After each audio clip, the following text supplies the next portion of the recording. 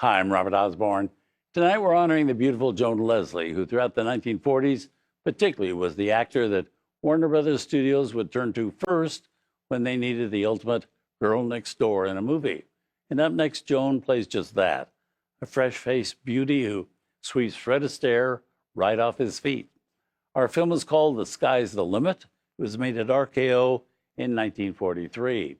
Now, at that time, Joan Leslie was very much a Warner Brothers star, under contract to that studio, lock, stock, and barrel.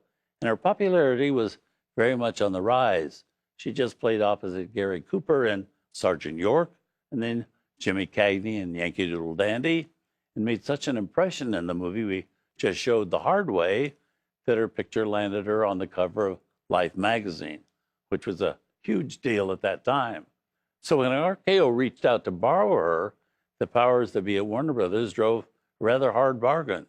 In exchange for Joan's services for this one movie, Warner Brothers got the remake rights to two RKO properties, of Human Bondage and The Animal Kingdom.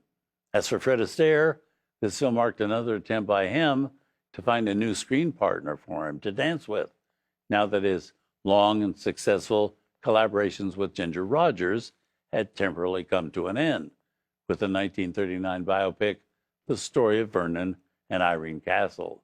In those 4 years between that film and this next one, Fred was teamed with a number of talented ladies, Eleanor Powell, Rita Hayworth, Paulette Goddard, and Joan Fontaine, all part of an effort to find him somebody who could help him recapture the magic he had with Ginger. Rita came close. Eleanor, he felt, out-tapped him. Paulette and Joan were the first to admit they weren't dancers. Fred had very nice things to say, though, about Joan in his autobiography. What did bother him about her was the 26-year age difference between them. Here featuring two great songs by Johnny Mercer and Harold Arlen, One for My Baby and My Shining Hour. It's also the first film in which Fred Astaire did not wear white tie and tails, not once. Here's Fred and Joan, along with Robert Benchley and Robert Ryan, in The Sky's the Limit.